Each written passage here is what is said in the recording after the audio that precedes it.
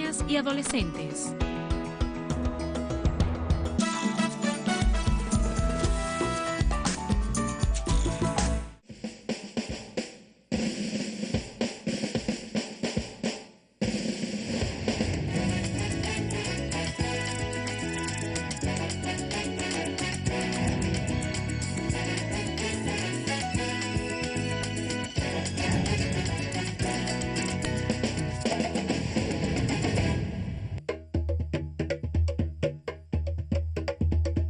La política internacional de la Revolución Bolivariana se basa en la integración de los pueblos. Con esta intención, realizó una gira por las islas caribeñas. Luego de su paso por Martinica, arribó a la isla de Dominica, siendo recibido por el primer ministro Roosevelt Skerrit. Aquí, firmó acuerdos bilaterales en materia de educación, turismo, comunicación y economía popular. Supervisó la ampliación del terminal aéreo Melville Hall y se puso en marcha el primer tanque de almacenamiento y distribución de combustible Belfast. En las islas de San Vicente y las Granadinas, inauguró la planta de llenado de gas. Colocó la piedra fundacional del Centro de Almacenamiento y Distribución de Combustible en Longmans Bay. Firmó memorandos de entendimiento y acuerdos de cooperación en materia de intercambio estudiantil y proyectos energéticos. El presidente Hugo Chávez invitó a ser la gran nación caribeña en aras de fortalecer el desarrollo. Así, Antigua y Barbudas, San Vicente y las Granadinas y Dominica trabajarán en planes conjuntos con los países signatarios del ALMA. Durante la visita del presidente Néstor Kirchner a Venezuela, se firmaron 17 acuerdos que abarcan las áreas de petróleo, gas, información y finanzas. Participó junto al presidente Chávez en la puesta en marcha del bloque Ayacucho 6 de la faja petrolífera del Orinoco como parte del proyecto Orinoco Magna Reserva. El presidente Hugo Chávez Frías aprovechó la ocasión para anunciar que próximamente se realizará la segunda emisión de los bonos de la deuda pública o bonos del sur entre Venezuela y Argentina. Y como un hecho histórico, quedó la creación del Banco del Sur con la firma de un memorando de entendimiento entre ambas naciones. Los mandatarios manifestaron su interés porque todos los gobiernos de la región se incorporen a esta propuesta. Con los logros alcanzados por la firma de diferentes acuerdos entre estas naciones para fortalecer la integración latinoamericana, se afianza y consolida el ideario integrador de nuestro libertador Simón Bolívar.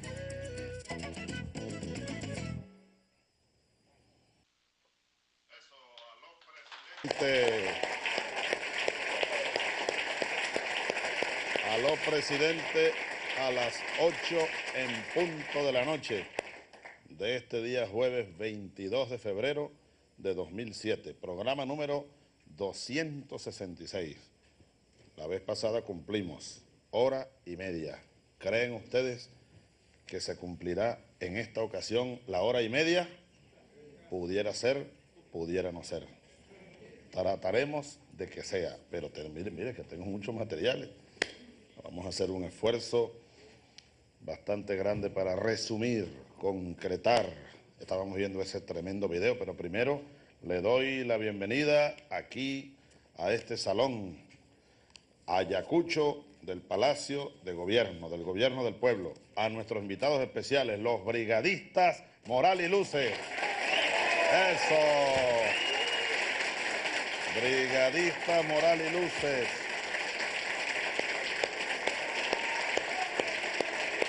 Brigadista Moral y Luces.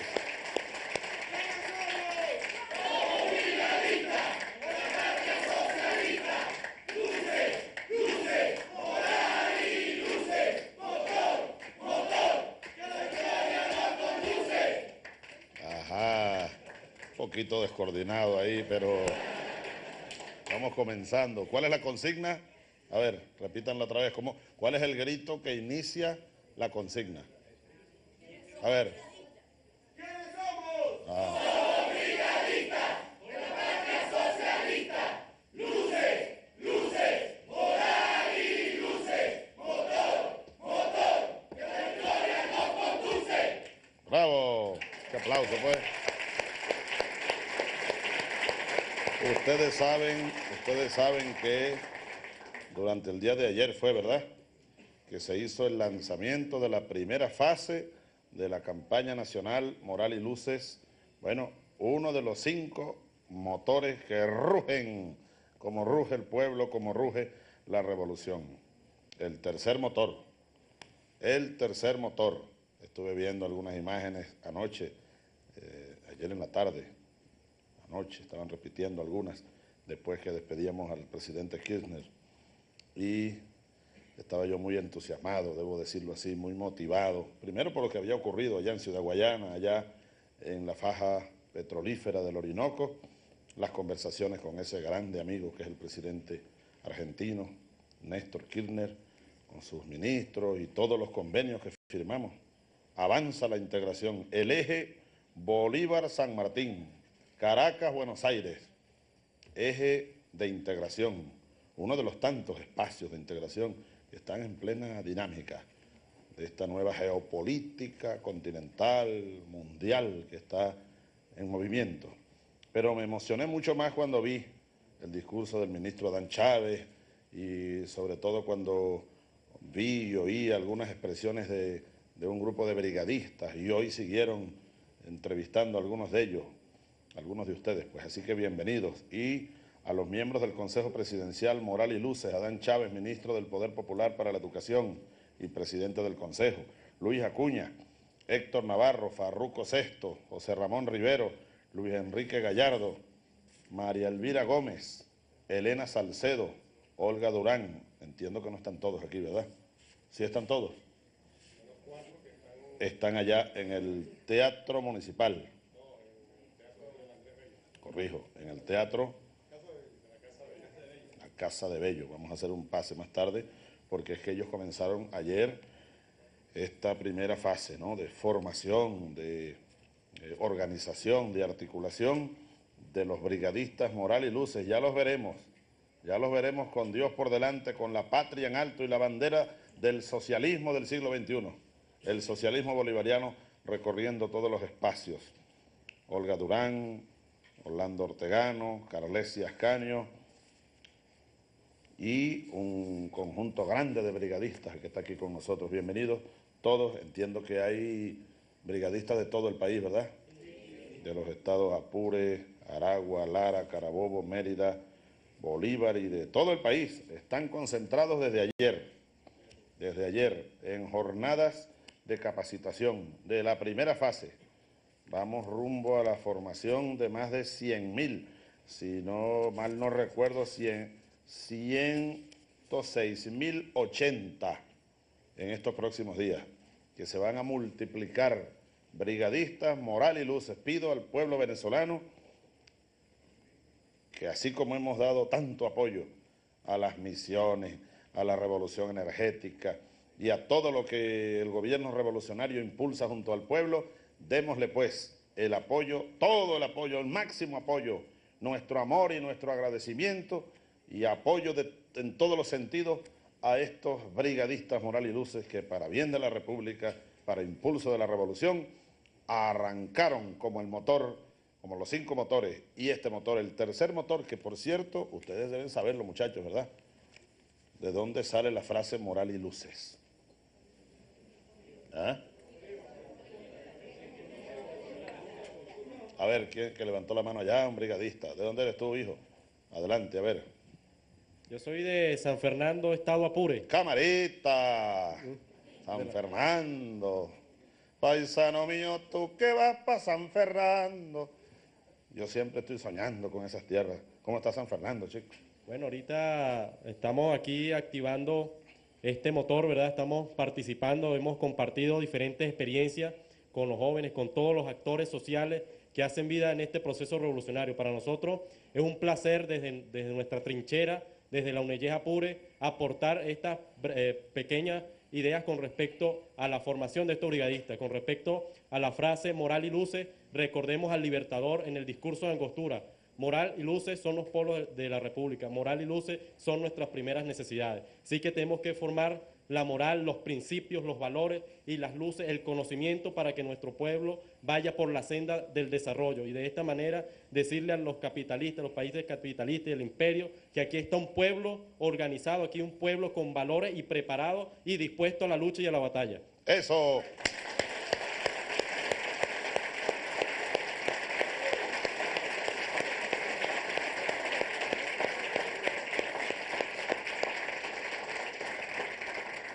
Apureño, estudiante de la UNEYES, ¿qué estudias allá en la UNEYES de San Fernando? Yo estudio planificación regional, todo lo que tiene que ver con los planes, proyectos, todo lo que tiene que ver con las acciones del Estado. Esta es una carrera que se está dando desde hace 30 años allá en la UNEYES y nosotros ahorita estamos tratando de difundirla a nivel nacional, pues. Todo lo que tiene que ver con los planes, ahorita en los consejos comunales, estamos haciendo ese trabajo, que es muy importante, pues, todo lo que tiene que ver con la organización, los proyectos. Recordemos que ahorita, bueno, se está hablando de los proyectos plurianuales, pues los proyectos que comprenden 2 o 3 años. Nosotros estamos haciendo diagnósticos participativos en nuestras comunidades, preparándolos para que ellos aprendan a hacer sus proyectos y ellos son los que saben sus necesidades y en base a esas necesidades es que se les va a dar los recursos. Entonces, estamos trabajando, bueno, desde nuestra trinchera, humildemente, movimiento estudiantil Ali Primera, aquí está al cantor del pueblo, mismo desde esa trinchera, desde hace 5 años, bueno, parte de los muchachos que han venido luchando esta generación y estamos asumiendo ese compromiso, pues, desde la universidad, desde lo que tiene que ver con la parte académica, formando a nuestro pueblo. Acuérdate que tengo que terminar a las 9:30. Gracias, hijo. Bravo, ese aplauso. Vean ustedes, una de las maravillas, de una revolución verdadera, y esta nuestra lo viene siendo, y cada día será más verdadera, más auténtica. Eso depende fundamentalmente de nosotros mismos y de ustedes, los más jóvenes. Una de las maravillas, digo, es que despierta como un volcán, voy a utilizar la frase, los poderes creadores del pueblo, del individuo, y bueno, y del individuo no se entiende un individuo sin el colectivo. Así que son los poderes creadores del pueblo. Y cada uno de ustedes es esencia de ese pueblo. Por eso se entiende que uno hace una pregunta que pudiera tener una respuesta corta, pero viene bueno, es el Apure el que está hablando, pues el río Apure el que habla. ¿Ah? Un caudal de ideas contenidas, ¿verdad? Contenidas, represadas, muchas veces oprimidas de los estudiantes en este caso. ¿Cuánto tienen que decir y hacer los campesinos, los trabajadores, las mujeres, amas de casa? Cada ser humano es un mundo. Decía Simón Rodríguez, vamos, todos, que se incorporen todos. Yo sigo haciendo un llamado a todos los venezolanos, sin excepción. Vamos a incorporarnos pues, a este proceso que no tiene vuelta atrás. Olvídense los que están, ya salieron otra vez los pronosticadores de la debacle de la revolución. Yo estaba viendo ahora Dando y Dando, no fue Tania hoy, estaba, ¿cómo se llama? Alberto, estaba entrevistando, o no sé si es que era un, ¿cómo se llama? Un segmento nada más, pero no tuve tiempo de ver todo, estaba revisando, pero estaba entrevistando a Tobías Nóbrega, economista, profesor universitario, exministro de Finanzas, en una época muy difícil además, y bueno, estaban evaluando y comentando acerca de las declaraciones esas de pronosticadores de que ya estamos ahora sí en una crisis económica. Bueno, sigan contando con una crisis económica. Algunos incluso sugieren, y otros lo dicen abiertamente, que estamos a punto de otro Caracazo, porque lo que está pasando hoy era tal cual lo que pasaba en aquellos días de inicio del año 1989. Bastante lejos. Habrá que recordar los que vivimos esa época, lo que ocurría en Venezuela, esos años previos, los 80, sobre todo después del Viernes Negro, la acumulación del descontento, las protestas, la represión desbordada, y las políticas hambreadoras del Fondo Monetario Internacional y las políticas de shock y aquellos gobiernos y aquella clase política. Bien, tú nos recordabas, discurso de Angostura. Me parece una buena iniciativa que el gobierno bolivariano, el Ministerio del Poder Popular para la Participación, haya publicado esto como encartado fue, ¿no?, en el diario Vea. Material para el debate. Este discurso hay que debatirlo. No todo lo que está aquí se comparte, por supuesto. No es un 100%. Han pasado casi 200 años. Pero este discurso refleja, entre otras cosas, aspectos medulares del pensamiento político de Simón Bolívar. Es aquí en este discurso donde Bolívar dice, entre otras cosas, por aquí debe estar, cuando él dice, achacarme a mí todo el bien, todo el mal. No. Consulten los anales de España. El que quiera saber cuáles son las causas de lo que aquí está ocurriendo o ha ocurrido, consulte los archivos de Indias, dice. En un claro pensamiento, materialista dialéctico. Estudien la historia, y la historia de la opresión, de la invasión, del coloniaje, de la explotación, y ahí estarán las causas. No es Bolívar la causa, decía él, ni del bien ni del mal, y al final termina diciendo, solo soy una débil paja arrastrado por el huracán revolucionario.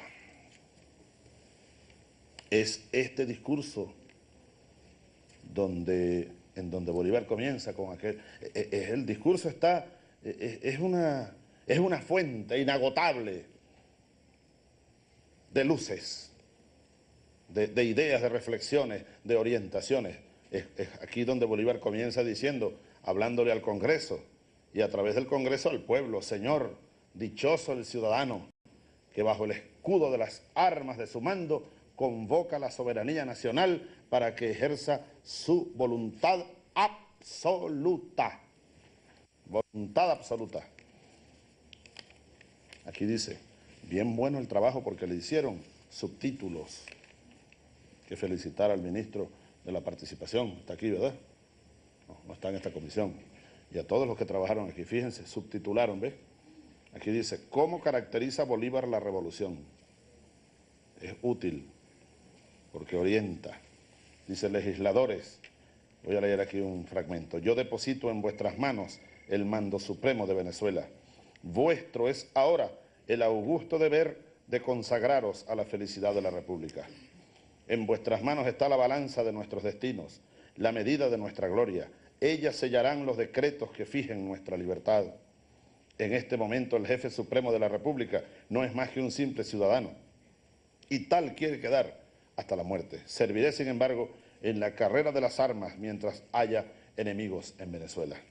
Multitud de beneméritos hijos tiene la patria capaces de dirigirla, talentos, virtudes, experiencia y cuanto se requiere para mandar a hombres libres son el patrimonio que muchos de los que aquí representan el pueblo.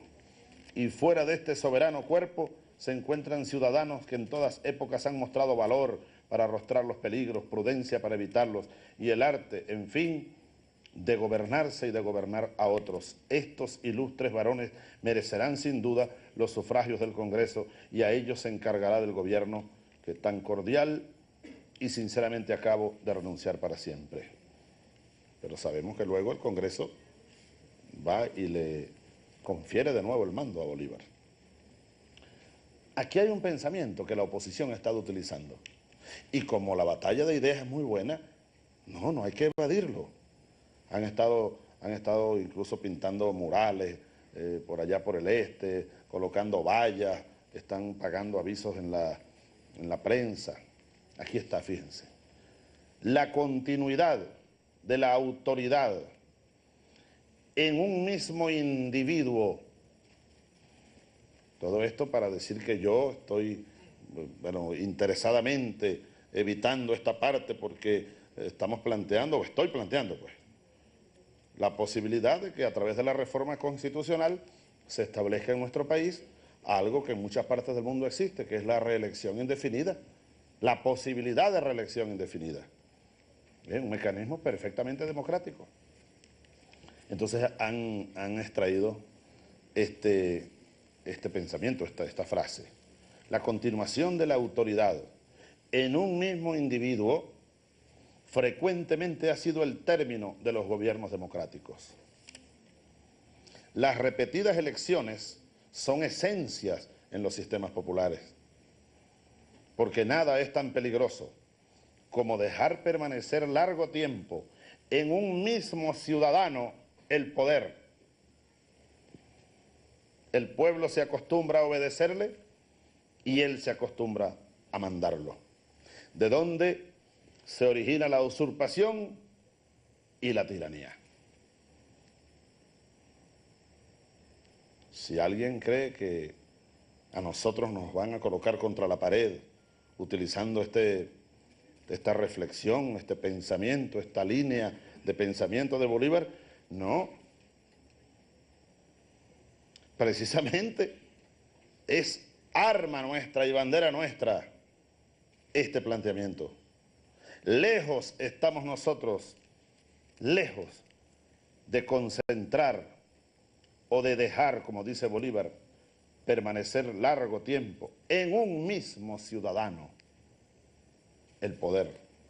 Lo que nosotros estamos haciendo es transfiriéndole poder a los ciudadanos. Esa es la revolución. ¿Y qué son los consejos comunales? El poder comunal, el poder popular. Así que, señores de la oposición, búsquense otros asesores. si es que creen que con eso nos van a poner a la defensiva.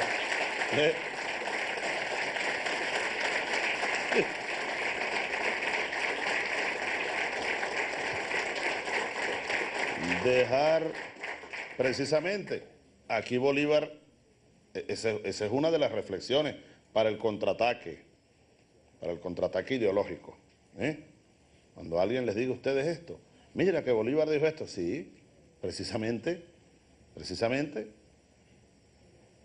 aquí no estamos instalando una monarquía, o como dicen algunos por ahí, la autocracia, el autócrata. Yo lo que hago es reírme, porque nosotros estamos, y el que no quiera verlo, que no lo vea, pero ahí está la realidad. El poder aquel personal del caudillo, el poder unipersonal centralizado en un hombre, en una persona, precisamente nosotros estamos desmontando ese sistema. Y no solo en una persona, en un sector social, más allá de una persona, porque aquí hubo presidentes y alguien puede pensar que Carlos Andrés Pérez mandaba en el país. No mandaba Carlos Andrés Pérez, mandaba la oligarquía venezolana. Y aunque cambiaban presidentes y vino Betancourt, y después vino León, y después vino el otro, Luis Herrera, después vino Carlos Andrés Pérez, después vino el otro, Lucinchi, detrás de ellos siempre estuvo la clase oligárquica mandando en Venezuela. Y nosotros los militares, bueno, amparando a aquella clase oligárquica. Pero bueno, ese es otro tema. Ese es otro tema que pudiera parecer un recurso para evadir el lineamiento bolivariano. No, busquemos el centro. Que si Hugo Chávez está, o nosotros, ustedes, pues estamos todos, la mayoría de los venezolanos, montando un sistema para dejar a Chávez, él en el poder durante... No, en contrario, Hugo Chávez no es sino un instrumento de un proceso revolucionario para que el poder vuelva a su dueño originario, que es el pueblo venezolano.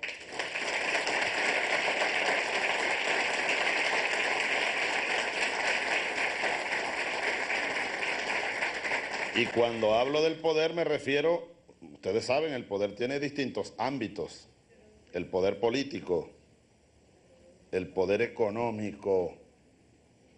Hoy, por ejemplo, hablé con María Cristina.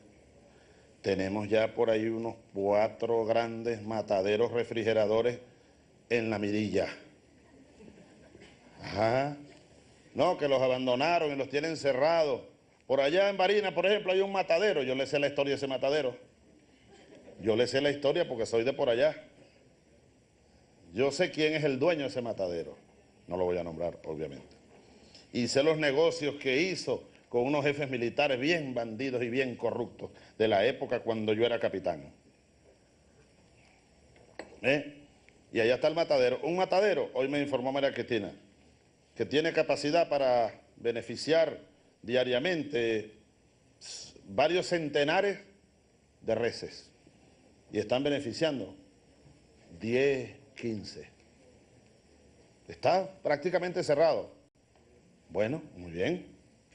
Preparémonos porque ese matadero muy probablemente va a pasar a manos de las comunidades, consejos comunales, el poder al pueblo.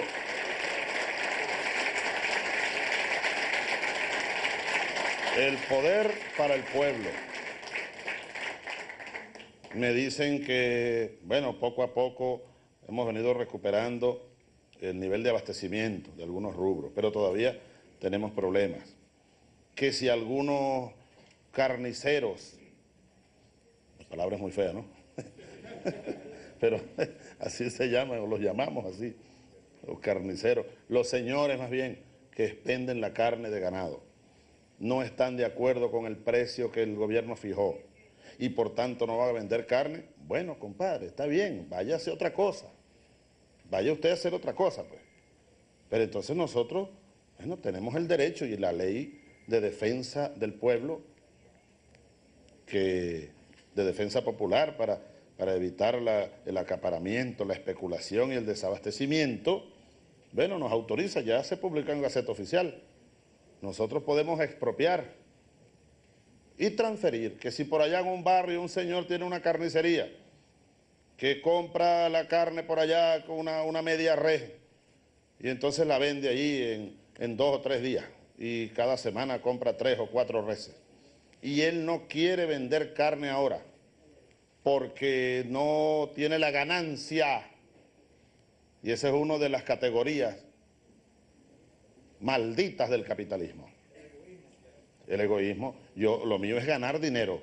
Si no, yo no vendo carne aunque se mueran de hambre mis vecinos. ¿Se dan cuenta? Esa es una maldición capitalista. Contra eso, Moral y Luces tiene que luchar, pero a muerte. El egoísmo. El egoísmo. Entonces, si los señores carniceros, vuelvo a repetir, uno desde niño empezó a llamarlos los carniceros. Adán, que vaya a comprar un real de carne, ¿te acuerdas allá cómo se llamaba el carnicero? Ramón, que en paz descanse, el de la bicicleta, buen hombre. A uno le regalaban los huesos y los pellejos al perro, para los perros. Sí. Eran otros tiempos, ¿no? Pero nunca faltaba la carne. O de res, o de por allá en aquellos años en Sabaneta, o de pescado allá del río. Pero en fin, si los señores que tienen, pero es que la mayoría de los que atienden la carnicería, que están detrás del mostrador picando, no son dueños de la carnicería, son explotados casi siempre por un capitalista que a veces tiene 10 y 20 carnicerías. Bueno, vamos por ellos. Si ustedes no quieren colaborar y no quieren asumir, en primer lugar, si violan la ley, cometen un delito y pueden ir a prisión. Pero además de eso, bueno, les expropiaríamos carnicería, frigoríficos, camiones de esos grandotes o chiquiticos que tienen refrigeración para cargar. Bueno, o sea, yo no quiero que me den las excusas, no son excusas, tampoco. Yo más bien los llamo a que colaboren y que cada quien ajuste sus ambiciones, tus ambiciones. Esta es parte de la batalla, muchachos. es parte de la batalla. Pero en fin, yo estaba hablando de Bolívar acá y él asienta aquí algo bien importante. Las repetidas elecciones son esenciales en los sistemas populares, ¿sí?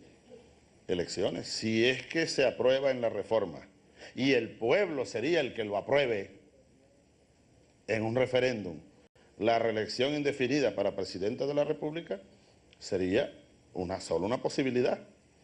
Habría elecciones permanentemente para presidentes, gobernadores, alcaldes, Asamblea Nacional, etcétera. Creo que no hay ningún otro país en el mundo donde haya tantas elecciones como las que ha habido en Venezuela en estos últimos 8 años. Bueno, dificultades para la creación de una república.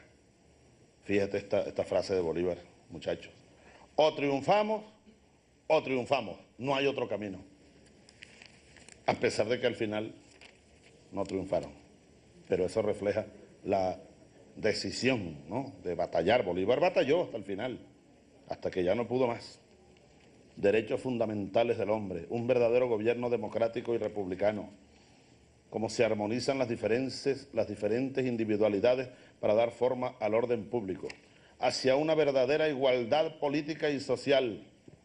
Aquí es donde Bolívar dice, esta frase vale oro, muchachos y muchachas, pueblo todo.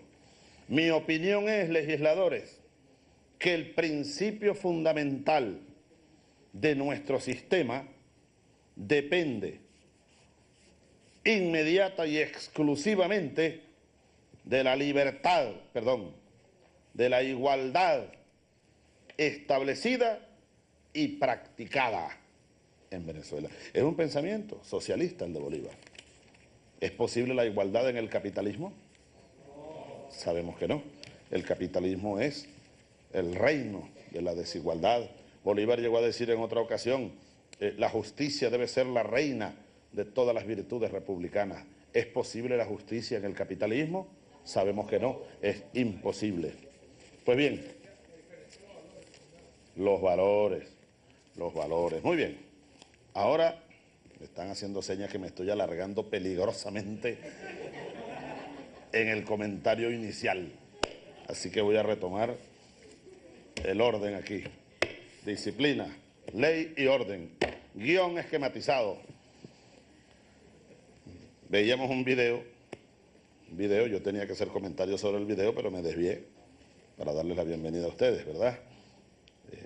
Que es lo más importante esta noche aquí, la visita de ustedes y la activación, señores ministros, ministras, rectores, amigos y amigas, del tercer motor. Ese tercer motor tiene que ver con todos los demás motores. Y no solo con todos los 5 motores, con las 7 grandes líneas estratégicas del proyecto nacional bolivariano. Está en todo, es como la luz, es como el sol que debe iluminarlo todo. Bueno, veíamos un material grabado de las actividades con el presidente argentino. Mañana llega el presidente nicaragüense, el comandante Daniel Ortega. Desde ya le damos la bienvenida y un aplauso de bienvenida al comandante sandinista Daniel Ortega Saavedra.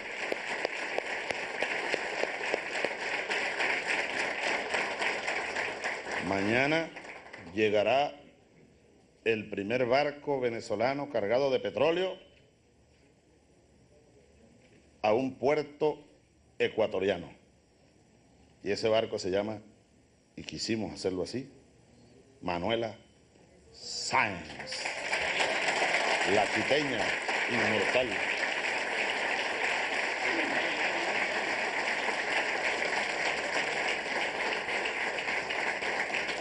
¿Dónde están los mapas? Me quitaron los mapas, se llevaron los mapas. Bueno, tenemos unos buenos cuadros ahí de César Rengifo, hay uno. Aquel cuadro es de Rengifo, ¿ves? Pero no es el original, ese no es el original, es una réplica, una copia. César Rengifo, qué gran pintor, qué gran venezolano, qué gran revolucionario. No le hemos hecho homenaje a César Farruco, ¿verdad? Recientemente, digo. La campaña Moral y Luces debe tomar esos valores. Mucha gente le pregunta tú quién fue César Rengifo y no sabe. Aquí en Venezuela. Y tú le preguntas quién es Superman. Yes, I know. Da tristeza, pero es verdad. Y esa es la batalla, muchachos. La batalla nuestra de todos los días, moral y luces, conocimiento, el saber, la educación en todos los lugares, en todos los espacios, en todos los momentos.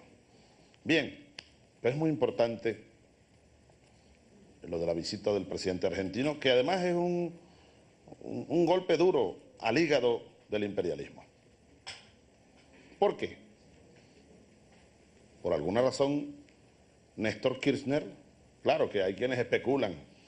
Hoy vi, hay noticias, alguna prensa nacional aquí, otra prensa argentina, la prensa de la oligarquía. Entonces dicen que, creo que aquí mismo un diario le dedicó un editorial, y allí dejan colar las basuras para tratar de confundir la mente de algunos y de algunas. No, que poco antes de que el presidente argentino tomara la palabra y dijera lo que dijo, sobre todo cuando dijo con firmeza, coraje y valentía, que es un error, ¿cómo fue que dijo? Error absoluto. Así calificó Néstor a la pretensión, bueno, de los Estados Unidos. A la pretensión de los Estados Unidos de que a Chávez hay que cercarlo, amarrarlo, ¿cómo fue que dijeron? Pararlo, frenarlo. Es que Chávez no soy yo. ¿Quién va a parar a este pueblo venezolano? Eso no lo para nadie. Pero bueno, más allá de eso, el imperio, sí, ellos maniobran, ¿no? Ellos maniobran y sacan fichas, amenazan, presionan, para tratar de aislarnos. En eso tienen ya 8 años. Y han fracasado y fracasarán. Fracasarán. Por eso vino Néstor en esta visita que pues ya estaba programada para ir a la faja del Orinoco, como vino Lula hace apenas 2 meses, a la misma faja del Orinoco, como vino el primer ministro de Malasia, Badawi, a la faja del Orinoco. Pronto vendrá el presidente de Vietnam a la faja del Orinoco.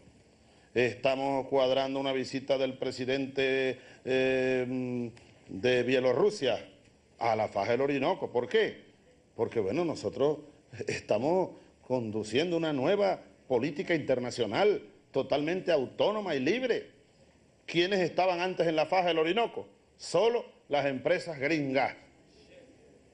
Porque ellos asumían que eso era de ellos. Ahora no, nosotros estamos compartiendo con todo, con el mundo y sobre todo con nuestros amigos, ¿no? El proyecto petrolero y los proyectos de intercambio. Y algo muy importante que también ocurrió ayer, que ya lo habíamos hablado con Kirchner en otras ocasiones, pero sobre todo en Río de Janeiro, a finales de año cuando nos vimos en la cumbre suramericana, pues hablamos y yo le insistí en el pedido de apoyo. Y el compañero responde, y vaya que ha respondido con contundencia. ¿Apoyo para qué?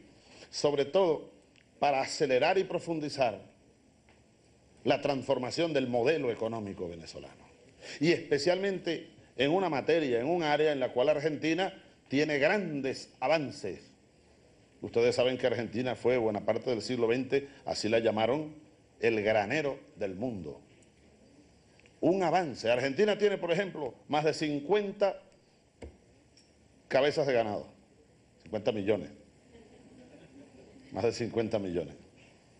Y tienen, hemos ido allá, ustedes han visto imágenes, una tecnología extraordinaria, un avance impresionante, a pesar del gran daño que le hizo al imperio cuando le aplicaron la receta neoliberal del Fondo Monetario en tiempos de los gobiernos aquellos de Carlos Menem, que casi, bueno, saquearon la Argentina, la fundieron, dijo el buen amigo expresidente Eduardo Duhalde. Ahora están los argentinos sacando a Argentina de abajo.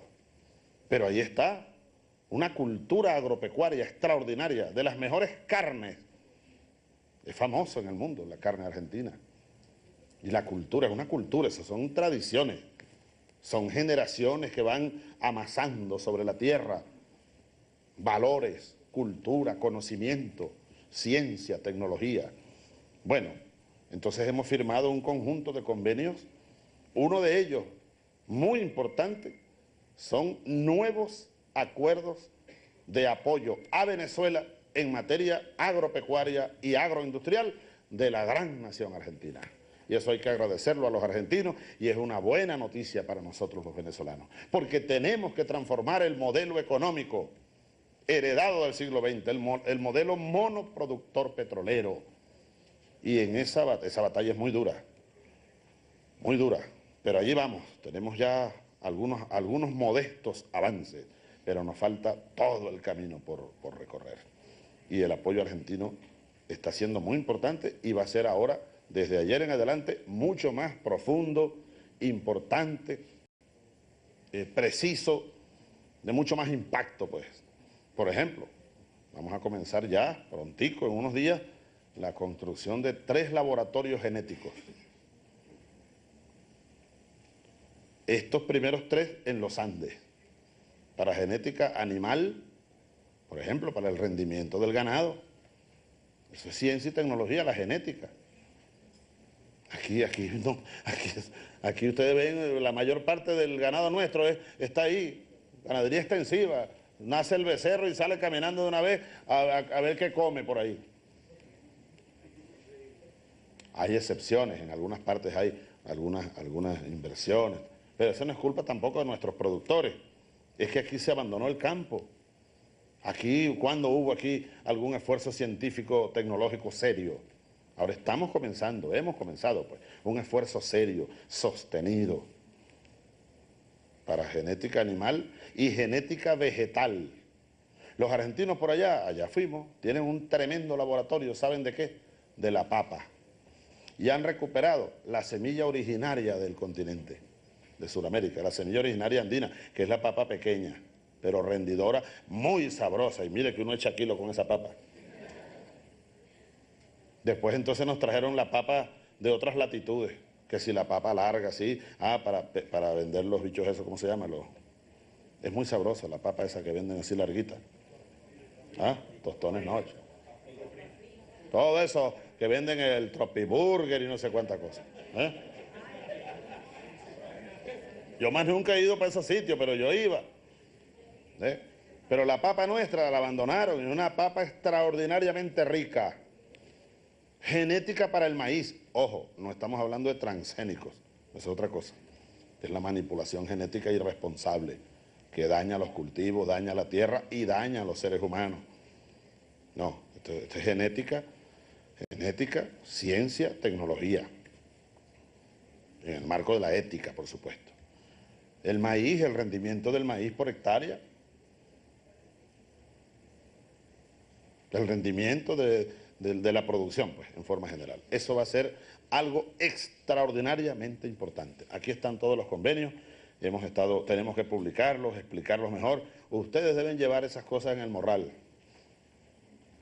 No solo cosas teóricas muy importantes, sino cosas prácticas, concretas, para explicarle, hacer círculos de estudio, leer y explicar y que la gente pregunte. Bien. Además de haber recibido al presidente argentino, ustedes saben que estuvimos en el Caribe. ¿No me consiguieron el mapa por fin? No, ese no es. Ahí no se ve ni el Caribe. ¿Cómo voy a hacer? Ajá.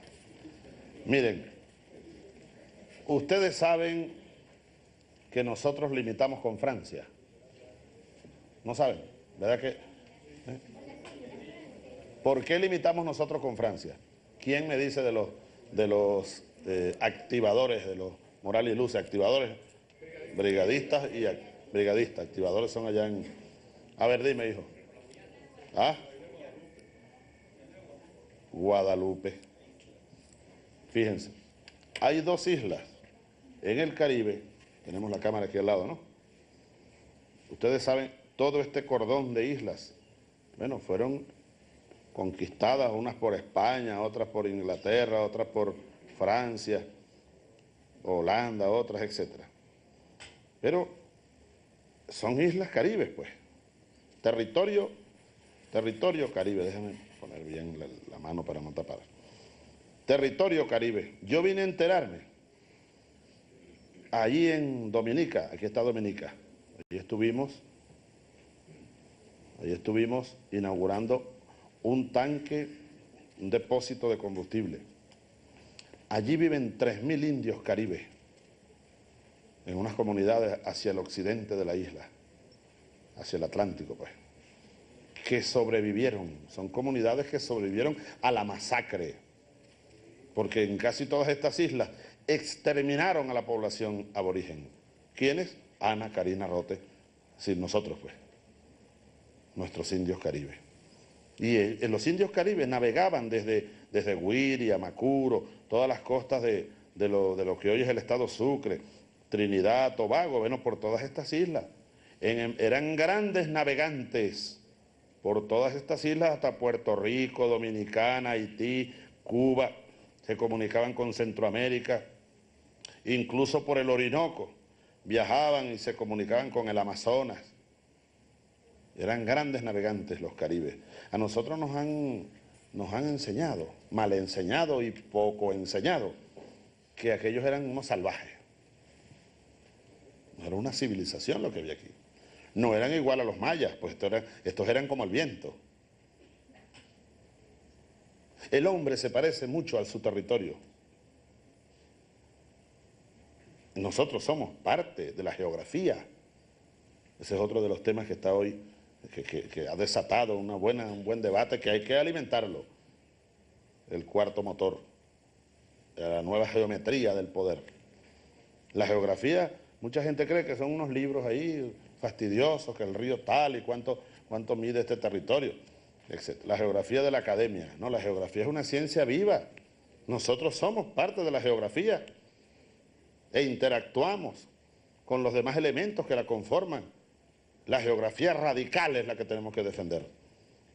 La geografía profunda, integral, pues, social. Bien. Entonces, los indios caribes eran como el Caribe, pues. Eran como el Caribe, volaban, navegaban, eran más nómadas que sedentarios. Así que no se dedicaron nunca a hacer grandes pirámides. ¿Para qué? ¿De qué les iban a servir a ellos las grandes pirámides? Su gran pirámide era el mar y la inmensidad. Ese mar, ese llano azul, como dice la canción. Bueno, ahí estuvimos en Dominica. Muchos venezolanos no saben dónde queda Dominica, Moral y Luces. Muchos venezolanos no saben que nosotros limitamos con Francia por esta isla que se llama Martinica y esta otra que se llama Guadalupe, que son territorios franceses de ultramar. Y muchos venezolanos no saben que aquí tenemos una isla que se llama Isla de Aves, aquí arriba, y que Venezuela llega hasta aquí arriba. Ustedes saben que nosotros hemos insistido bastante en esto, y hasta hicimos cambiar hasta la cartografía, porque nos enseñaron que Venezuela limita por el norte con el mar Caribe. ¿Te acuerdan eso, Adán? ¿Te acuerdas, Héctor? Venezuela limita por el norte con el mar de las Antillas, por el sur, no sé, por el este, no sé, mentira, embuste. Venezuela limita por el norte con Estados Unidos, lamentablemente, porque está Puerto Rico ahí, con República Dominicana, todos estos países vecinos. Entonces, es muy importante. Venezuela tiene fachada caribeña y fachada, bueno, hacia Sudamérica, hacia los Andes, hacia el Amazonas. Así que todos estos contactos, estos viajes, el del presidente argentino, nuestra visita al Caribe, forman parte de una política internacional. Una política y toda una estrategia. Toda una estrategia. Que mañana llega el barco al Ecuador, el Manuela Sáenz, llevando derivados de petróleo venezolano para ayudar a nuestros hermanos de Ecuador, porque ellos exportan crudo y no producen casi derivados. Mientras hacemos una refinería, pues nosotros estamos intercambiando crudo por derivados, es una política basada en el bolivarianismo, la integración. Ahí está en el discurso de Angostura. Bolívar termina diciendo en ese discurso: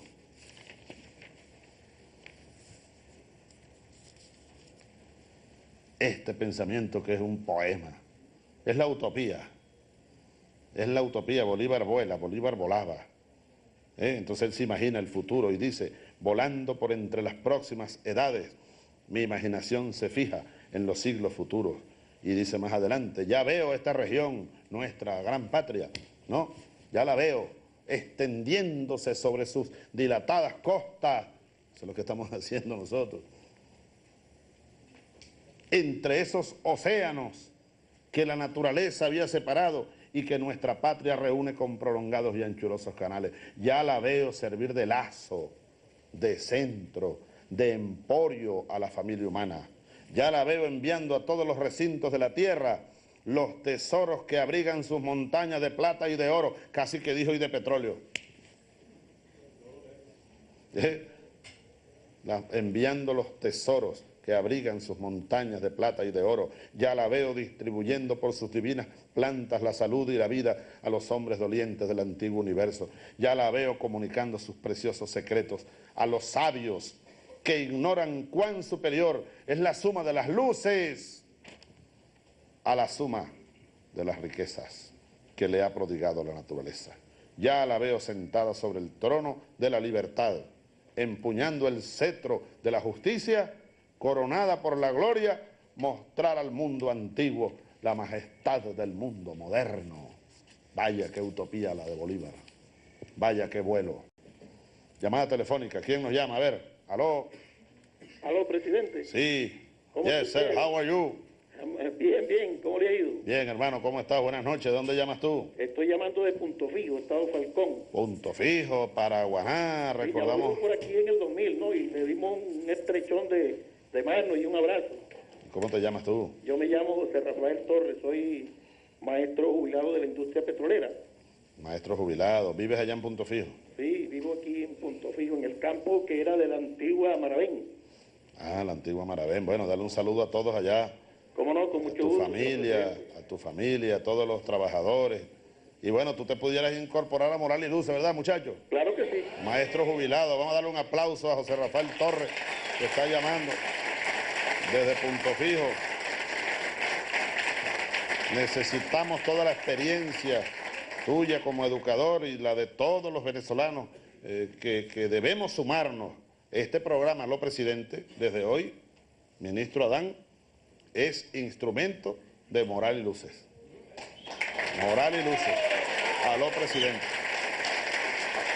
Bien, adelante, José Rafael, te oigo, hermano. Los felicito por esos motores. Ajá. Los felicito por esos motores de la revolución. Mire, y una cuestión, usted ha estado hablando del Congreso de Angostura en el año 19, y precisamente yo creo que ahí es donde está el génesis de la acción esta que usted y nuestra revolución han tomado con respecto a la Unión Latinoamericana, porque allí Bolívar decreta la creación de la Gran Colombia, acordémonos de ese detalle, ¿no? Y con la creación de la Gran Colombia, pues es el génesis de cómo nace ese deseo de integrar a Latinoamérica. Sí, yo lo creo igual, ahí nació Colombia, la Colombia primera. Yo le he dicho a mis amigos que usted se parece tanto, o su actitud, su trabajo se parece tanto al de Bolívar, y yo llego a pensar que Bolívar era chavista. Definitivamente, porque las coincidencias son tantas que yo creo que Bolívar era chavista, ¿no? Bueno, hermano, lo que pasa es que nosotros estamos, tú también, estamos claro, yo soy un bolivariano. No, y él es nuestro líder. O sea, cuando leemos a Bolívar, uno tiene que imaginarse que él está hablando. Él dejó esas palabras para nosotros. Bueno, imagínate tú la última proclama. Además, tú sabes que desde niño, uno empezó a leer algunas cosas, a oír algunas cosas, ¿no? Y bueno, no entendía mucho, pero después en el liceo también algunas cosas, pero sobre todo ya en la academia militar, en mi caso particular, ¿no? a estudiar a Bolívar, tuve buenos maestros, insignes maestros bolivarianos como el general Pérez Arcay y otros muchos. Y a través de la lectura, estos discursos, libros, entonces uno fue asumiendo. Mira, yo recuerdo que nosotros, los militares que comenzamos a conformar el movimiento bolivariano desde el 1982, nos reuníamos y pasábamos a veces un sábado completo, una noche completa, estudiando, analizando, nos dábamos tareas. De repente tú veías al teniente Blanco Lacruz, debe preparar una exposición sobre Simón Rodríguez. El capitán teniente Hernández Beren, una exposición sobre Zamora y tal. Y entonces íbamos con libros a leer, a discutir. Y una de las cosas que discutíamos y analizábamos, era la última proclama de Bolívar. Y la asumíamos, comenzamos a asumirla como un mandato para nosotros. O aquello que Bolívar dijo en otra ocasión, en otro discurso memorable: maldito sea el soldado que vuelva las armas contra su pueblo. Los militares, en la última proclama, los militares deben empuñar su espada en defender las garantías sociales. De ahí al 4 de febrero, un paso, hermano. Ahí nos hicimos bolivarianos y revolucionarios. Y luego en estos años, en la cárcel, y luego estudiando más a fondo el pensamiento político de Bolívar, el pensamiento social. Y yo te digo, no tengo duda de que Bolívar, claro, lo que pasa es que aún no se hablaba en el mundo de socialismo, pero era un pensador socialista, Bolívar, o al menos presocialista o prosocialista. A los pocos años comenzó. Bueno, Carlos Marx nació cuando Bolívar estaba escribiendo este discurso, en 1818. Nació Carlos Marx. En 1820, cuando Bolívar estaba, liberando la Nueva Granada y cruzó los Andes de nuevo rumbo a Carabobo, estaba naciendo Federico Engels, que fueron los que ustedes saben y todos sabemos, quienes desarrollaron, entre otros, pensadores y filósofos, estudiosos, el materialismo histórico, el socialismo científico. Bien, ¿qué más, hermano? ¿Qué otro mensaje tú nos tienes, pues? Hace un rato usted estuvo hablando sobre la economía, cómo nos han atacado, pero esos son, usted sabe de dónde viene eso, ¿no? Ese ataque nos viene del norte. Bueno, y hay un artículo que publicó uno de los periódicos de oposición la semana pasada, a principios de la semana pasada, donde habla un señor, yo no lo llamo Emeterio, sino Emisario Gómez, y donde habla de la barbarie a la que vamos si el socialismo se mete con la productividad, que fue un tema que usted tocó hace un ratico, ¿no? Ese señor habla barbaridades de lo que es el capitalismo, de lo que es el socialismo del siglo XXI. Él dice que acabará con la viabilidad económica y habla también de que sin capitalismo nos moriremos de hambre. Imagínese usted lo que nos espera.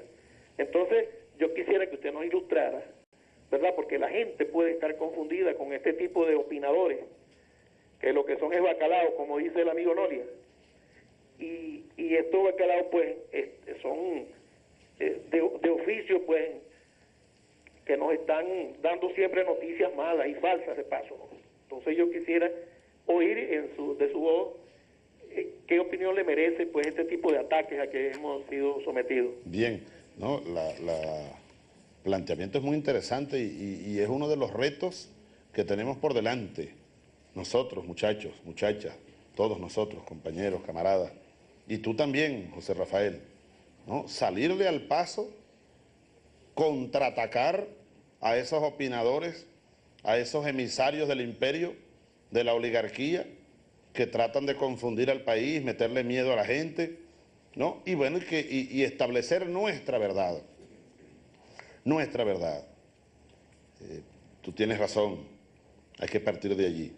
¿Quién nos recuerda? Todos recordamos que hace apenas unas 2 semanas, quizá un poco más, la secretaria de Estado de los Estados Unidos, bueno, dijo: Chávez está destruyendo la economía venezolana.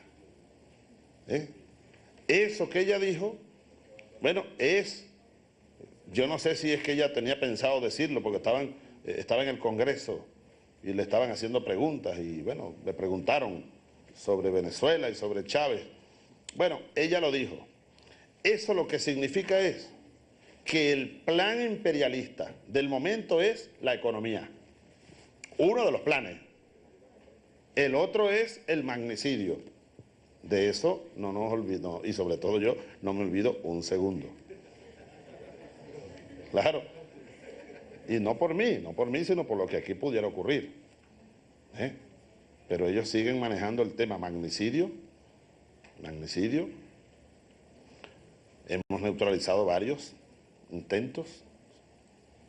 Y bueno, y tengo fe en que lo seguiremos neutralizando. Pero en eso no descansarán sobre todo los halcones, la extrema derecha fascista e irracional. Ahora, cuando Condoleezza Rice, cuando el mismísimo Mr. Danger alude en un discurso a Venezuela, es porque ellos tienen sobre la mesa de trabajo a Venezuela. Y porque hay un plan y viene uno de los frentes de batalla más fuertes por donde vienen contra Venezuela es por el lado económico. Ustedes no ven que Mr. Danger ha dicho también que, bueno, ellos progresivamente irán dependiendo menos de países forajidos o dañinos que tienen mucho petróleo, como Venezuela, como Irán, y ahora tienen la ilusión de que van a sustituir el combustible por etanol. A mí me parece que el proyecto etanol es bueno, hasta un límite. Pero desde el momento en que un proyecto para producir alcohol y combustible del maíz, de la caña de azúcar, desde el momento en que empiezan a utilizar alimentos para animales y para seres humanos, para producir combustible, ahí eso comienza a romper con las leyes de la naturaleza y comienza a convertirse en una amenaza contra el ser humano. Yo estoy estudiando el tema bastante, horas y horas. He pedido estudios, informes, varios enfoques, los que apoyan, los que están en contra, otros que son quizá más objetivos, más neutrales, etc. Entonces, sí, por ejemplo, fíjate, José Rafael, para producir 1 millón de barriles, pongan cuidado esta cifra, 1 millón de barriles diarios de etanol, harían falta 20 millones de hectáreas de maíz. Hace poco hubo una crisis en México de la tortilla y hubo manifestaciones multitudinarias de mucha gente en las calles porque el maíz ha subido mucho de precio. ¿Por qué ha subido mucho de precio? Y en México ha escaseado, porque buena parte de la producción de maíz de México se la están llevando para Estados Unidos para hacer etanol. Leía un informe, José Rafael, antenoche, que dice, un estudio científico, que con el combustible producto del maíz o de la caña, para llenar un tanque de combustible, se utilizaría o se utiliza ya una extensión de tierra que, bien trabajada y bien cultivada, sería suficiente para darle de manera permanente comida a 7 personas. Y tú cambias 7 personas por un tanque de combustible de un vehículo. Para seguir sosteniendo ese modelo que es insostenible del consumismo capitalista, el individualismo a su máxima expresión, que cada quien quiere tener un vehículo, pues. Y las calles están llenas, y aquí nos pasa eso también, en el mundo, en casi todo el mundo. Llenas de vehículos, largas colas, y la mayor parte de los vehículos lleva por dentro, o lleva una persona, el que va manejando, si acaso una segunda persona. La mayoría, más del 80-90%. Bien, entonces es importante el tema que tú planteas, es un reto para nosotros. Hay que partir de allí, es el ataque imperialista, son, como tú bien dices, los emisarios del plan imperialista, que hay una crisis económica, que el socialismo venezolano ya comenzó a destrozar la economía productiva, la destrozó el capitalismo, destrozó la economía productiva o la hizo imposible desde siempre. Les voy a poner un ejemplo, hablando de la carne, del ganado, la producción ganadera. Por allá en Apure, hace poco rescatamos nosotros para el socialismo, quitándole al capitalismo, el Hato San Pablo Paeño, más de 40.000 hectáreas. ¿Cuántas cabezas de ganado había en el Hato San Pablo Paeño? 5.000. Hoy ya tenemos 7.000. Ahora, en ese hato, con un buen trabajo, con un buen plan productivo, como el que hemos comenzado a activar, bien puede haber en el futuro cerca de 40.000 cabezas, por lo menos, si fuera una por hectárea, por lo menos. Pero podemos llevar, bueno, hasta dos, con buen riego, con buen pasto, y hasta 3 en algunos lugares. O sea que en una extensión como esa pudiera haber 100.000 cabezas de ganado y apenas había 5.000. Es decir, sí, claro, con buen trabajo, con buen plan, y en esa dirección es que vamos.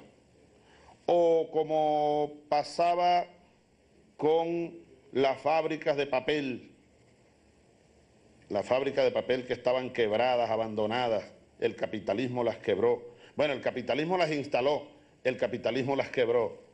Las estamos recuperando y estamos produciendo, bueno, cuadernos, libros y papel diverso.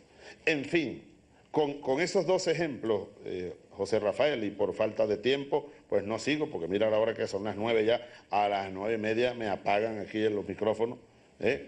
Entonces, son 2 ejemplos, pero hay muchos otros ejemplos y que pudiéramos y debemos elaborarlos mucho mejor para salir a la batalla y demostrar que es el capitalismo y es el modelo entre feudalista y capitalista que en Venezuela se instaló el que impidió durante 100 años y más que aquí se desarrollara un verdadero modelo económico, productivo y diversificado. Nosotros vamos, bueno, y hemos venido, no solo es que vamos, el crecimiento de la economía venezolana ha sido uno de los más grandes del mundo en los últimos 4 años.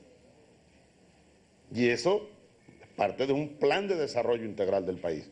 Los que destrozaron al país fueron ellos, pues, en resumen. Nosotros lo estamos recomponiendo, lo estamos relanzando y nosotros vamos, con el favor de Dios y el trabajo de todos, y si no de todos, de la gran mayoría de nosotros, vamos a convertir a Venezuela en una potencia en este continente.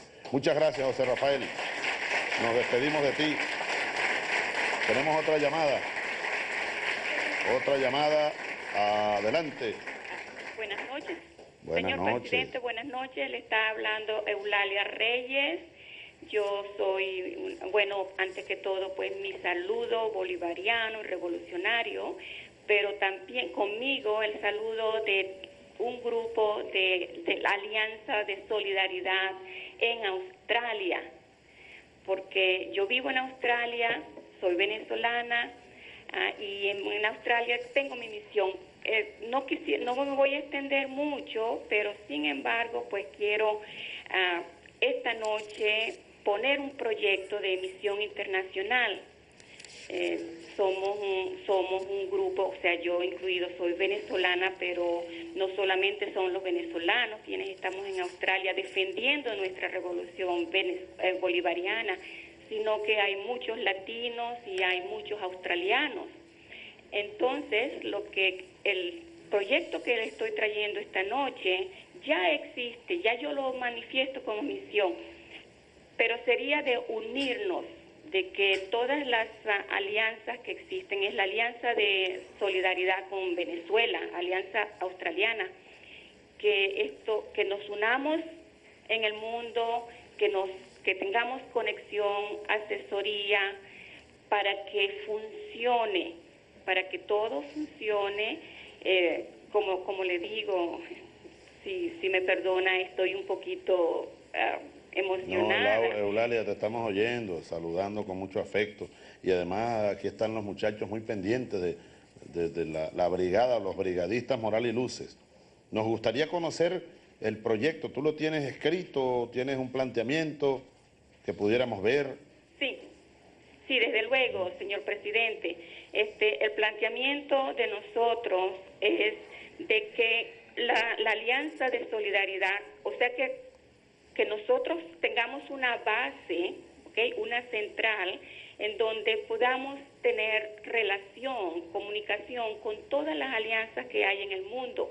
Y particularmente, ahora que estamos hablando de la misión Moral y Luces, me gustaría que uniéramos esta misión que yo estoy poniendo con Moral y Luces. ¿Por qué? Porque cuando estoy en Australia, o sea, en Australia esa es mi misión, es de educar a la gente acerca de Venezuela, de la revolución bolivariana, de el ideal de Simón Bolívar. Entonces, como educadora que soy educadora de profesión, quizás como la persona anterior, pero yo sinceramente no me quiero jubilar, yo me quiero reactivar. ¿Ves? Eso. Sí, yo quiero reactivarme, señor presidente.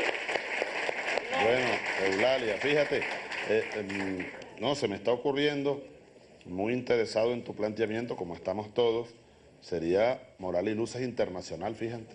Australia, Moral y Luces Internacional.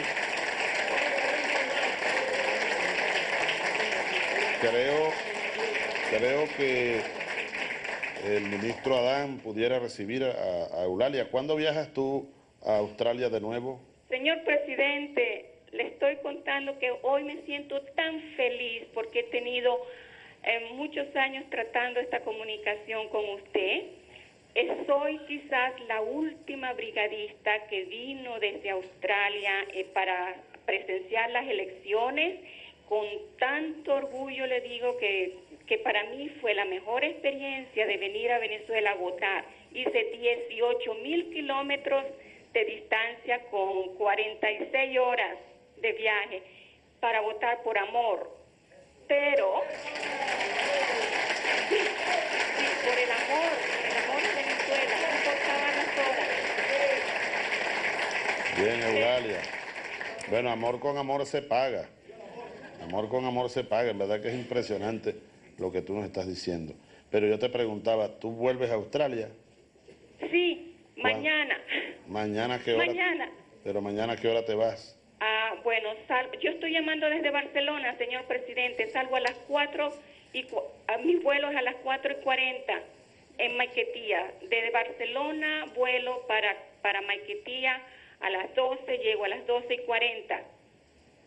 Pero luego tengo que empezar mi viaje, 4:40 ya estoy fuera del país y regreso a Australia, bueno, un año. Bueno, fíjate, Eulalia, yo voy a darle la tarea al ministro Adán Chávez, que te llame más tarde y se pongan en contacto a ver si antes de que tú te vayas, al menos nos puedes dejar un resumen de tu propuesta o alguna entrevista, Adán, con algún emisario que tú envíes. Puede ser a Maiquetía, a conversar con ella y a quedar enlazados, ¿verdad? A quedar enlazados, que es lo más importante en este mundo de hoy. Si algo tan importante tiene la llamada por algunos globalización o este mundo del siglo XXI, bueno, es que las distancias se acortaron con tantos adelantos tecnológicos, tecnologías de información, de comunicación. Eulalia, un honor haber hablado contigo, venezolana, bueno, integral. Y te amamos, amor con amor se paga. Vamos a despedirte con un aplauso. Eulalia Reyes, educadora venezolana, que vive en Australia, como ya lo hemos oído. Bueno, ella nos puede ayudar mucho. Mire, es impresionante y es muy importante, por distintas vías, por la Cancillería, las embajadas, siempre yo estoy insistiendo en esto. Cada vez que voy a algún país, y mientras más lejano, más insisto, siempre aparece algún grupo de venezolanos. En la nieve, mire, una noche con como 30 grados bajo cero, en Moscú, 3 venezolanos, allá con la bandera. Y entonces el embajador, siempre estoy, mira, convóquense, reúnanse, hagan reuniones mensuales. Algunos viven lejos de las capitales, bueno, hay que tener contacto con ellos. Algunos tienen problemas, hay muchos jóvenes estudiando, algunos que se van por su cuenta. En fin, donde quiera que haya un venezolano, allí estará Venezuela. Una venezolana, ahí estará Venezuela. Bueno, vamos a hacer el pase ahora sí. La misión Moral y Luces. La misión Moral y Luces. Aquí está, como dije, el Consejo Presidencial, vía satélite a la Casa de Bello. Allá, ¿qué es eso de Parroquia San José? Casa de Bello aquí mismo, bueno, Parroquia San José.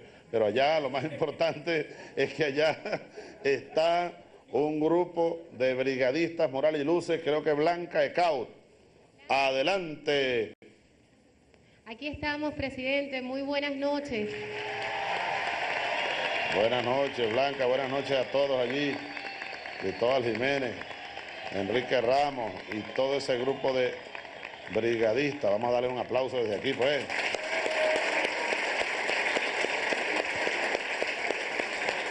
¿Cómo se preparan ustedes allá para Moral y Luces?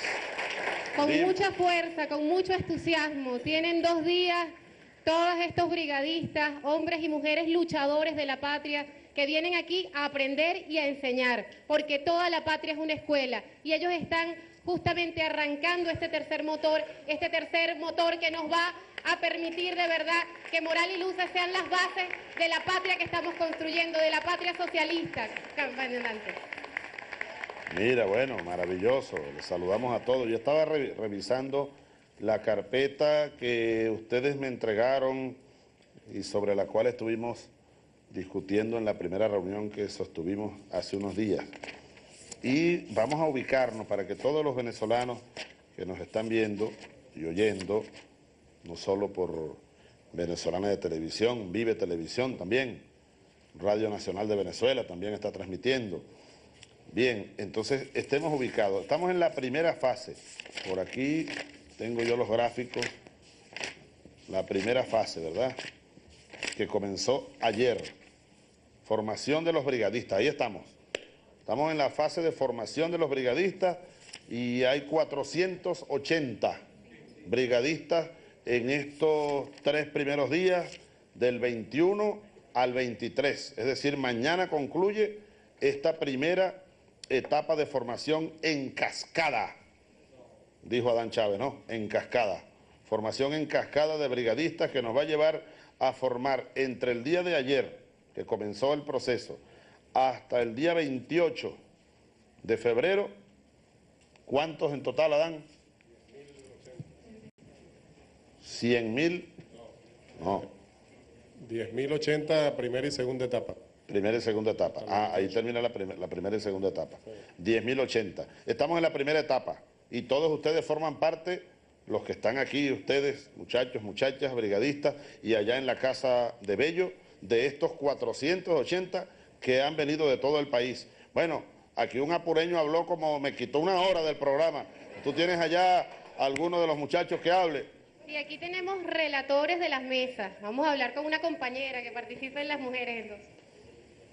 Buenas noches, presidente. Yo pertenezco al Estado Lara y en estos días hemos estado aprendiendo mucho acerca de lo que significa este nuevo reto para nosotros los venezolanos en todas las regiones y en todos los espacios y en todos los municipios, parroquias y aldeas donde podamos llevar la moral y las luces de la educación, porque la educación, como dijo el ministro, es en todas partes. Y desde ayer comenzamos con primero unas reflexiones, conclusiones. Hoy comenzamos a hacer nuestro plan de acción para mañana hacer un simulacro en diferentes instituciones y que esto nos permite evaluar los planes de acción que tenemos que ejecutar en nuestros estados. Tú eres Eliamni, ¿no? Sí. Eliamni Alvarado. Bueno, Eliamni, oye, yo estoy, bueno, ya no estoy impresionado, ¿no? Solo que sigo muy agradado y alegre de ver cómo el nivel expositivo de nuestros jóvenes y de nuestros niños se ha venido elevando de manera impresionante, pues. Impresionante que ya no impresiona. ¿No? Claro que no hemos llegado a la meta, pero ustedes son lo más valioso, muchachos y muchachas, que que tiene la patria. Son lo más valioso, ustedes y los niños y las niñas, pues. Nosotros los viejos ya no. Ya pasamos de 50, somos los viejos. Y los que pasaron de 60, somos muchachos todos, uno siempre defiende. Pero bueno, Blanca tiene 25. Ahora, ustedes son lo más precioso. No perdamos un día en el estudio porque, bueno, ustedes saben que Moral y Luces es para ustedes un proceso de formación, de estudio. Aquí todos estamos aprendiendo. ¿Verdad, Blanca? ¿Algún comentario? Sí, decíamos eso, justamente, que la patria es la escuela y que la escuela es la patria entera. Y por eso todos somos maestros y todos somos estudiantes. Madres y padres en su hogar son maestros y tenemos responsabilidades. Los vecinos en el barrio, en cada consejo comunal somos maestros y estudiantes porque estamos transformando la patria. Tenemos una enorme responsabilidad y es construir un mundo mejor, es construir un espacio para la máxima felicidad, la mayor felicidad posible para los ciudadanos y ciudadanas de esta República. Y creo que el ejemplo del trabajo enorme que están haciendo los brigadistas, que es el inicio de una jornada que se va a dar en todo el territorio y que, como vimos con la compañera que hablaba, también puede ser una jornada mundial, porque es necesario transformar el mundo. Y creo que desde aquí, desde Venezuela, hemos iniciado un proceso justamente, que es un proceso que heredamos de nuestros libertadores, pero que ahora, tomando sus banderas, empezaremos a reflexionar para dejar de ser objeto y convertirnos verdaderamente en sujetos transformadores de la realidad. Sujetos transformadores de la realidad. Fíjate, ustedes, queridos amigos, compañeros, camaradas del Consejo Presidencial, ustedes brigadistas, imprescindible es que tengamos nosotros bien claro la meta, el objetivo. Por eso tan importante estos 3 días, intensivos. A esta hora están todavía las mesas, los relatores de las mesas, ¿no? Debatiendo, discutiendo, preparándose para la gran batalla, el despliegue de Moral y Luces. El ministro Adán Chávez, le voy a pedir algún comentario al respecto de esta primera etapa y la visualización de las próximas etapas y el evento que tenemos pronto, el 2 de marzo, tenemos un evento de juramentación. Adelante, ministro. Sí, presidente, gracias. Como lo decía Blanca y los muchachos que han intervenido, estamos conscientes todos del gran compromiso que hemos asumido, porque toda la patria es una escuela, pues en este proceso de enseñanza-aprendizaje que arrancó ayer. En esta primera etapa es bueno recalcar que en estos 3 días intensivos se están formando los 480 brigadistas que ya se mencionó, pero hasta el 28 de febrero debemos tener ya en todo el país 10.080, como ya mencionaba. Pero luego viene una tercera etapa, después del acto del 2 de marzo, que vamos a hacer aquí en Caracas para la juramentación de esos primeros 10.080 brigadistas. En la tercera etapa vamos a llegar a 106.080 brigadistas. Y luego viene una cuarta etapa con una metodología que todavía estamos discutiendo, desarrollando, para que ya con esos 100 y tantos mil compatriotas distribuidos por todo el país, formar aproximadamente 100.000 más.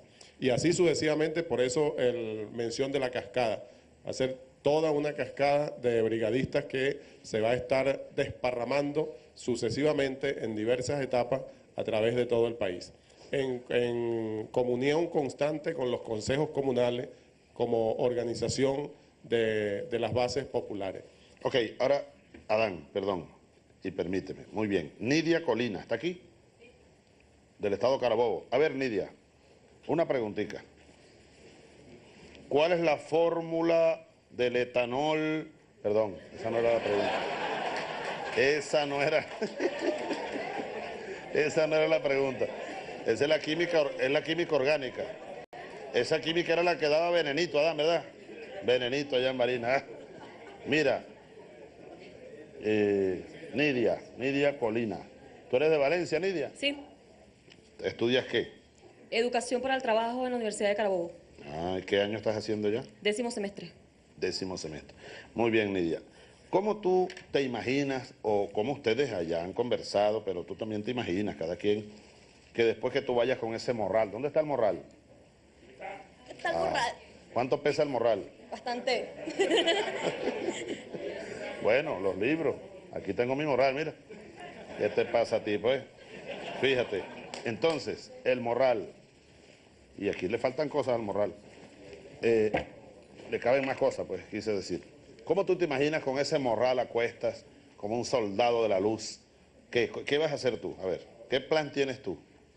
Bueno, mira, En Valencia, allá en Valencia. A ver. después que terminamos siempre las jornadas diarias, estamos en el Fuerte Tuna y nos reunimos todos los compañeros de Carabobo. Y bueno, planteamos cómo va a ser el trabajo en el Estado. Es un Estado grande, un Estado complicado, y no vamos a lograrlo sin la inserción de todas las comunidades y de todas las organizaciones sociales, los entes gubernamentales, las instituciones. De otro modo, creo que es imposible. Estamos preparándonos para ser mediadores y, bueno, formando y multiplicando esta información. Creo que va a ser un trabajo arduo en estos próximos días en Carabobo, para poder formar y llegar a la meta. Pero cuando hablamos de valores, de educar en valores, es algo muy difícil, es súper complicado. Educar en valores para una sociedad socialista. Todavía no se han roto con los paradigmas capitalistas, y entonces creo que va a ser un trabajo bastante arduo, bastante, que va a necesitar bastante compromiso y dedicación de todos nosotros para consolidar este socialismo del siglo XXI y formar a esos niños que van a ser los verdaderos socialistas, porque no van a ir viciados de un capitalismo. Van a ser esos niños dentro de 15, 18, 20 años socialistas, porque van a vivir dentro de la sociedad socialista que nosotros vamos a crear para ellos. Así será, Nidia.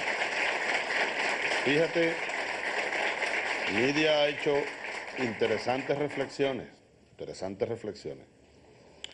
Ustedes, mis queridos amigos, los gobernadores, alcaldes, deben incorporarse a esto. Claro.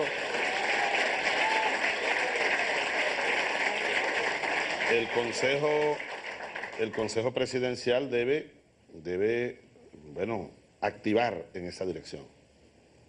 Gobernadores, algunos gobernadores seguramente no se incorporarán, algunos gobernadores de la oposición, pero todos los gobernadores, los demás gobernadores, y a lo mejor algunos de los dos de la oposición pudiera incorporarse. El otro no, porque es filósofo, entonces no tiempo. Filósofo de gran vuelo. De gran vuelo. ¿Qué será la vida de ese filósofo? ¿Ah? ¿Qué sería la vida de ese filósofo? Ahora, que se prepare para el 2007. Ahora fíjate, señores gobernadores, vamos a incorporarnos, señor ministro, señores ministros y demás miembros del Consejo Presidencial, los alcaldes, instituciones, PDVSA, la CBG, instituciones del Estado, pues del Estado social, un Estado revolucionario que debe activarse, así como en tantas visiones, Huelvancara, Robinson, las comunidades, ya lo decía también Nidia, las comunidades, ya lo dijo el ministro Adán, lo comentaba Blanca también allá, activarse o conectarse con esa maravillosa oleada que está recorriendo el país, que son los consejos comunales. Los consejos comunales. Pero mucho más allá, Moral y Luces tiene que llegar a las fábricas, los sindicatos, los nuevos sindicatos, los trabajadores, los campesinos, los pueblos indígenas. Es una tarea monumental la que tenemos por delante. Pero como tú decías, Nidia, lo lograremos. Venceremos. Como dijo José Félix Rivas, no podemos optar entre vencer o morir. Necesario es vencer, nosotros venceremos. Yo creo, y bueno, agrego reflexiones aprendiendo con ustedes. Yo creo que, incluso lo decíamos en la reunión, la campaña o jornada Moral y Luces, educación en todos los espacios, pudiera requerir ser alimentada por alguna o algunas leyes habilitantes.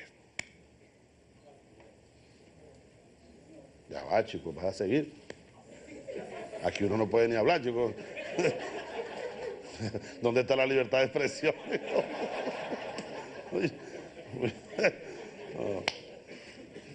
No, 1:30 ya. No, unos minuticos más nos van a dar ahí de permiso. Fíjate. A lo mejor los trabajadores en la fábrica, bien, deben dedicarle un tiempo no sé cuál, habrá que discutirlo con los trabajadores, y los empresarios no pueden negarse a eso. Por eso es importante hacer una ley de la República. Los trabajadores, bien sea al final de la jornada por la tarde, dentro del horario de trabajo, en las universidades, dentro del horario. Claro, siempre es necesario dejar abierta la posibilidad, y que se cumple en muchos casos, de utilizar tiempo adicional, y seguramente va a ser así. Pero dentro del horario de trabajo de la fábrica, de las empresas del Estado, las empresas públicas, empresas privadas, debe haber moral y luces. Los trabajadores, y eso puede apurar mucho la conformación de los consejos de trabajadores en cada fábrica, así como los consejos comunales. En la fábrica estamos comenzando a organizar los consejos obreros o consejos de trabajadores. Allá los consejos de campesinos en los campos. Moral y luces tiene que llegar incluso a las cárceles. No puede haber espacio. A los cuarteles, las escuelas militares, instituciones públicas, aquí en Miraflores. Quiero ver el plan de Miraflores de Moral y Luces, ¿no? En fin, hay que activar un conjunto de iniciativas y un plan amplio. Creo también que puede ser muy útil, ministro Adán y todos, seleccionar, diseñar un conjunto de proyectos pilotos que sirvan de multiplicadores, aun cuando la campaña, la jornada es por todos lados y por todas partes, pero quizá concentrar esfuerzos especiales en algunas áreas es solo una idea para su sabia y digna consideración. Por otra parte, ya minuto final del programa, quiero insistir en lo siguiente, en base a lo que decía Nidia, y que debe ser una gran preocupación de todos ustedes, muchachos, muchachas. Debe ser una gran preocupación, y que es mía también, y que es nuestra, y debe ser una gran preocupación. Se trata de los valores. Para ello, para poder transformar los valores negativos que reinan por todas partes, el egoísmo, el individualismo, el consumismo, etcétera. Esas categorías capitalistas de la ganancia, el interés material individual, etcétera. Necesario es recurrir a una máxima revolucionaria. Solo se cambia la realidad a través de la praxis. La práctica revolucionaria es fundamental. Si nos quedamos solo en la teoría, bueno, allí estamos, era una de las críticas que hacía el Che Guevara, y una de las críticas que mucha gente, yo recuerdo en este instante al Che, leyendo algunos de sus libros en estos últimos años, porque el Che quedó en el imaginario nuestro solo como el guerrillero heroico, pero el Che era mucho más que el guerrillero heroico, o tenía otras muchas cualidades que hasta ahora son casi desconocidas, una gran inteligencia, una gran capacidad para el estudio el aprendizaje, y dejó escritos muchos trabajos, sobre economía incluso. Se dedicó mientras era ministro de Industria en Cuba y toda su vida a estudiar la economía, los procesos económicos y los procesos sociales. Entonces él insistió mucho en esto, el hombre nuevo. Si no creamos el hombre nuevo, la mujer nueva, pues fracasaremos, aun cuando hagamos maravillas en los demás ámbitos. Y eso es, en esencia, lo que tú decías, Nidia, la transformación de los valores. Ahora, eso se logra, bueno, a través de esa forma dialéctica de la teoría y la praxis. Ustedes tienen que ser ejemplares, tienen que ser ejemplo de los nuevos valores, por ejemplo. Y tienen que ser multiplicadores, como decía Cristo, sal de la tierra, luz del mundo, sal de la tierra. Alguien está levantando por aquí. ¿Quieres decir algo? Una mano que vi por aquí insistiendo. Por favor, hija, adelante. A ver, brevemente, que estamos terminando, pero adelante. Buenas noches, señor presidente. Buenas noches. Mi nombre es Saraí Sánchez, de Distrito Capital. Aunado a lo que decía nuestra amiga Nidia y lo que decía el ministro, hay una idea que tengo un poquito más sencilla de lo que podríamos hacer inmediatamente, que sería, por ejemplo, los batallones electorales que tienen de todas las tendencias y el grupo de la sociedad bolivariana venezolana, valga la redundancia, podríamos ubicarlos por batallones, y eso es lo que, por ejemplo, en nuestro caso, en mi caso, en mi batallón voy a hacer allá en Caricuao. Este sábado nos vamos a reunir un grupo, como lo dice en la primera etapa del ministro, 10 personas, y estas 10 personas nosotros le vamos a empezar a conversar lo que nosotros hicimos estos 3 días. Y estos 3 días que hemos hecho, bueno, primero era la filosofía. El segundo día, que fue hoy, fue la metodología, si no me equivoco, muchachos. Y el tercer día, que es mañana, vamos a hacer la parte organizacional, que ya la había comentado otra compañera. Entonces, en ideas generales, lo que considero es que sería importante informarle al pueblo venezolano, heroico de Bolívar, que podemos empezar por batallones, lo que antes se llamaban Vs, pues, que de una u otra forma ya estamos un poquito organizados y que de allí podemos enfocarnos a todo lo que es la cascada que dice nuestro ministro de Educación. Bien, muchas gracias, hija. Gracias por tu sugerencia, que seguramente serán llevadas a las mesas de debate, a las conclusiones. Metodología. Gracias por tu intervención. Hace rato que estabas levantando la mano allí. No quería terminar sin darte la palabra, pero ahora sí tenemos que irnos. Pero yo termino insistiendo en esto. La creación del hombre nuevo, de la mujer nueva. A través no solo de la razón pura, como diría o decía Hegel. Más allá, recordemos a Carlos Marx. Los filósofos, decía él en sus críticas, ¿no?, a esa razón pura y a esa filosofía tradicional, él decía, los filósofos hasta ahora se han encargado es de explicar al mundo. Se trata de transformar el mundo. Y solo se transforma a través de la praxis revolucionaria.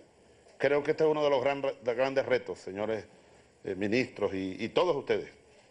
Creo que es necesario que Moral y Luces despliegue un conjunto de iniciativas concretas. No se trata solo de leer y de sentarnos a debatir en un círculo de lectura, eso va a ser muy positivo. Pero además, un conjunto de iniciativas concretas, de praxis revolucionaria, que se vaya multiplicando por todas partes, que inunde de luces, de moral y de luces, toda la patria. Nosotros tenemos que despedirnos. Buenas noches, ha sido un bonito aló, presidente. Gracias, muchachos. Moral y luces por toda la patria una escuela. El aló, presidente, les digo algo. Hemos decidido hacer el aló, presidente, por radio, lunes, martes, miércoles y viernes, a las 6 de la tarde. ¿Por qué a las 6 de la tarde? Mucho más temprano, inicialmente era a las 8, pensando en Moral y Luces, porque a esa hora, desde aquí o donde yo esté, voy a conectarme con ustedes. En las jornadas desplegados por todas partes, tenemos que planificarlo con el Consejo Presidencial, el Ministerio de Información, de forma tal que, si no todos los días, de manera muy frecuente, el aló presidente lo dediquemos a las jornadas moral y luces, y de repente lo hacemos por allá en un lugar X, Y o Z, el aló presidente por radio. Bien, donde podamos. Vamos a despedirnos con un video dedicado y en honor a ese gran patriota y gran revolucionario, de cuyo asesinato ayer se cumplió un aniversario más. Me refiero al general de hombres libres, Augusto César Sandino, pensador y actor revolucionario. Todos debemos serlo, como fue Bolívar, pensar y hacer, la teoría y la praxis para transformar la realidad en el mundo que queremos. Buenas noches, muchas gracias.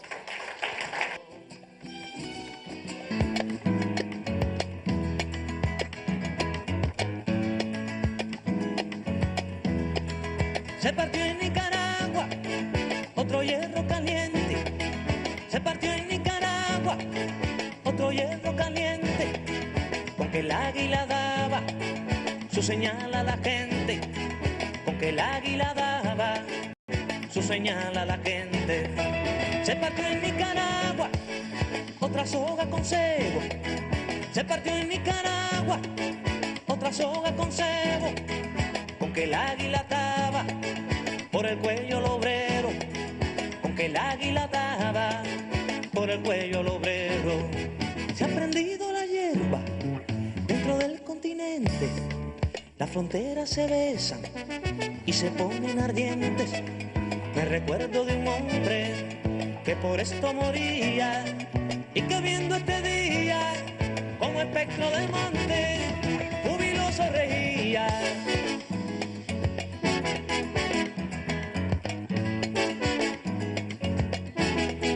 El espectro es andino con Bolívar y el Che. El espectro es andino con Bolívar y el Che.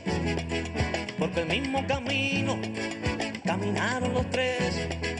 Porque el mismo camino caminaron los tres. Estos tres caminantes con idéntica suerte. Estos tres caminantes con idéntica suerte. Ya se han hecho gigantes, ya burlaron la muerte. Ya se han hecho gigantes, ya burlaron la muerte.